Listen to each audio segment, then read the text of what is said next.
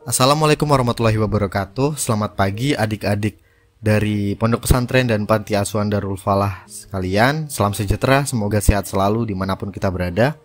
Kembali lagi berjumpa dengan kita, kelompok 122 KKN Universitas Airlangga yang ke-63.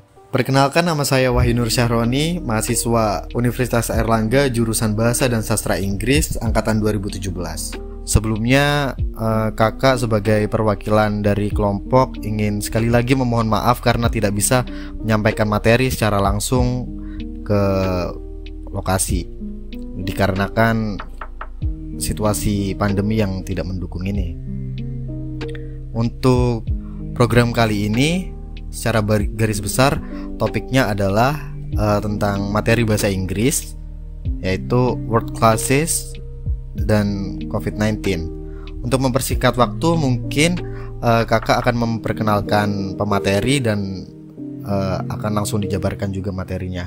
Untuk Kak Renza Satriazis, waktu dan tempat dipersilakan. Terima kasih Kak Wahyu. Pertama-tama perkenalkan dulu, namaku Renza Satriazis, mahasiswa UNAIR jurusan Bahasa dan Sastra Inggris angkatan 2017. Oke, langsung saja. Topik pada pembicaraan kita hari ini adalah pembahasan mengenai beberapa poin, yaitu yang pertama adalah tentang noun atau yang diterjemahkan menjadi kata benda, verb atau kata kerja, adjektif atau kata sifat, adverb atau kata keterangan, preposition atau kata depan, pronoun atau kata ganti, determiner atau kata sandang, conjunction atau kata sambung, interjection atau kata seru. Oke, pertama-tama kita harus mengetahui dulu tentang word class. Apa itu word class? Oke, word atau yang bisa diterjemahkan menjadi kata adalah suatu komponen terkecil dalam bahasa yang mengandung makna dan memiliki kelas-kelas kata tertentu.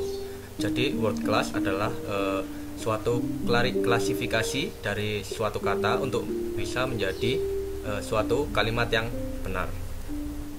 Oke, word class yang pertama adalah noun atau kata benda. Kata benda adalah suatu kata yang digunakan untuk menjelaskan suatu benda, orang, ataupun tempat, atau mungkin saja bisa digunakan untuk menjelaskan perasaan atau keadaan. Berikut ini adalah contoh-contoh dari kata benda atau noun. Untuk kata benda yang menunjukkan orang, seperti contohnya adalah dokter, obat, medicine, atau nama orang pun juga bisa, seperti presiden kita Jokowi. Untuk noun atau kata benda yang menyatakan place atau tempat, contohnya adalah seperti hospital atau rumah sakit, Wuhan, nama kota, atau nama kota lainnya adalah Surabaya.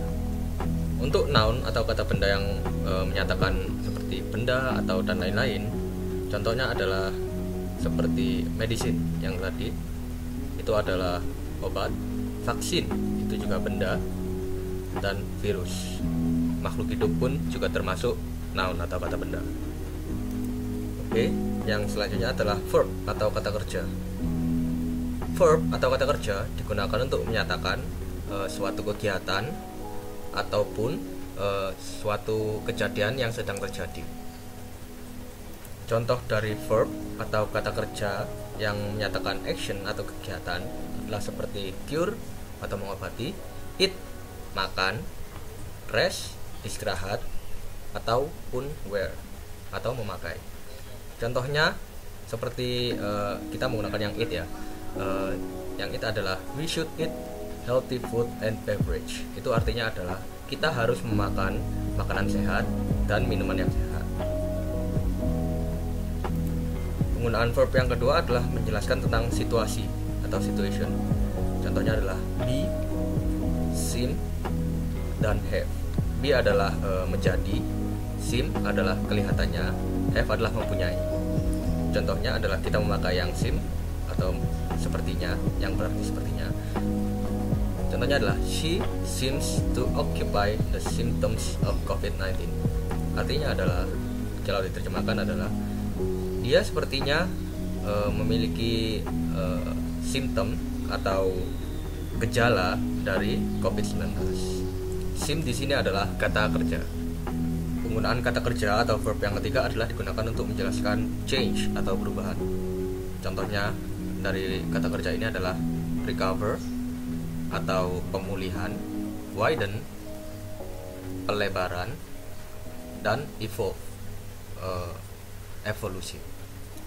Contohnya kita memakai recover di sini atau pemulihan.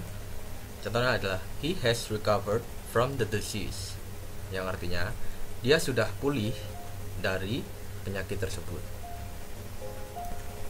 Oke, word class atau kelas kata yang selanjutnya adalah adjektif atau kata sifat.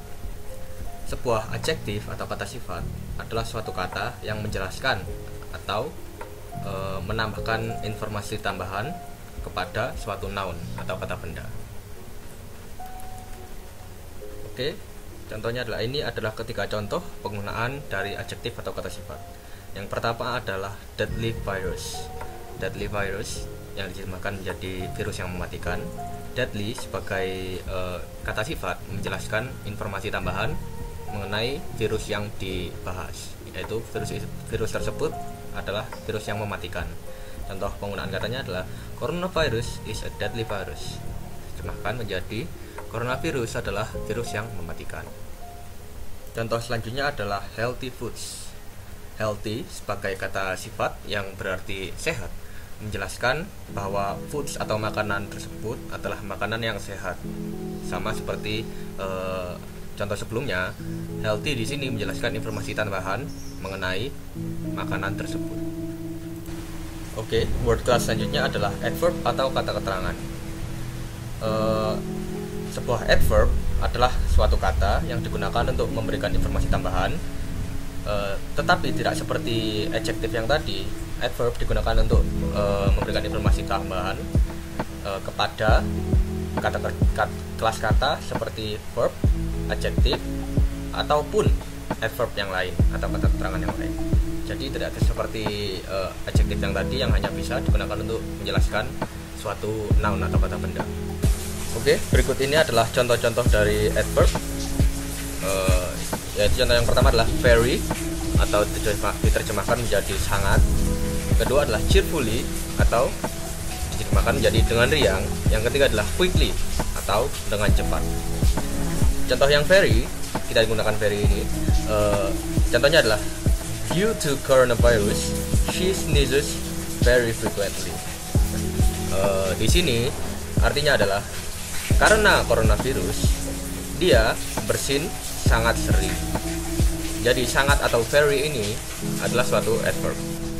Oke, word class yang selanjutnya adalah preposition atau kata depan. Preposition adalah kata yang digunakan untuk menyatakan suatu keterkaitan atau hubungan dari noun, kata benda, ataupun kata yang lain. Contoh dari preposition atau kata depan adalah seperti ini. Adalah from, on, ataupun before. From adalah dari, on adalah di, dan before adalah sebelum. Contoh kita menggunakan yang from ya. In order to stop the disease, we need to work and learn from home.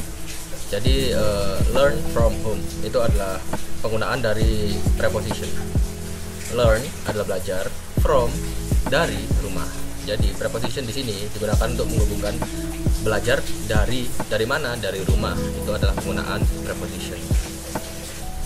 Contoh yang lain dari preposition adalah on. On itu menjelaskan artinya adalah di. Contohnya adalah she rests on a fluffy bed. Artinya dia istirahat di kasur yang empuk. On di sini adalah preposition yang menghubungkan rest dan kasur yang empuk. Istirahat di kasur yang empuk. Word class selanjutnya adalah determiner atau kata sandang. Sebuah determiner atau kata sandang digunakan untuk menjelaskan atau memperkenalkan atau menyebutkan suatu noun atau kata benda. Biasanya digunakan sebelum noun tersebut atau kata benda tersebut. Contoh dari determiner adalah seperti ini. Ketiga determiner ini, the, my, dan this. Kita menggunakan yang the dulu. The virus is a deadly one. itu artinya virus ini adalah virus yang sangat mematikan. The di sini menjelaskan suatu virus tersebut atau menjelaskan virus ini adalah noun-nya. Untuk my artinya adalah punya saya. Contohnya adalah I bring my mask everywhere I go. Itu artinya saya membawa masker saya kemanapun saya pergi. My mask adalah masker saya adalah determiner. Determinernya adalah my dan mask adalah noun. Word class selanjutnya adalah conjunction atau kata sambung. Conjunction digunakan untuk menyatakan suatu hubungan atau ketergantungan atau keterkaitan dari kalimat satu dan kalimat yang lainnya. Contohnya dari conjunction adalah and dan but. And yang artinya dan adalah suatu conjunction yang menghubungkan satu kalimat ke satu kalimat yang lainnya. Contohnya di sini adalah we may meet people but we need to put some distance. Itu yang but adalah tetapi. Arti dari kalimat ini adalah kita mungkin bisa menemui orang baru, tetapi itu penggunaan but. Kita harus tetap menjaga jarak. Ini adalah but yang menjadi conjunction atau kata sambung. Oke, word class yang terakhir adalah interjection atau kata seruan. Sebuah interjection atau kata seruan adalah sebuah kata atau frase yang mengekspresikan atau mengujarkan suatu emosi yang kuat seperti surprise atau kejutan atau anger atau kemarahan. Contoh dari interjection sendiri atau kata seruan tersebut adalah hey dan wow. Itu memang tidak ada artinya, tetapi kata ini digunakan untuk mengekspresikan suatu perasaan. Yang hey sendiri seperti contohnya adalah hey, you need to put on your mask. Itu artinya adalah hey, kau harus memakai maskermu. Dan yang wow itu adalah wow atau oops, I forgot to put on my mask. Artinya wow atau tidak, saya lupa untuk memakai maskerku.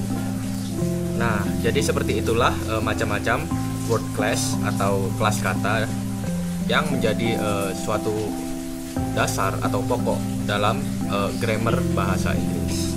Bagaimana adik-adik, teman-teman sekalian? Apakah kalau masih ada pertanyaan atau kebingungan atau ingin tanya-tanya, bisa aja langsung chat di grup WhatsApp yang sudah dibikin, ataupun juga personal chat juga bisa.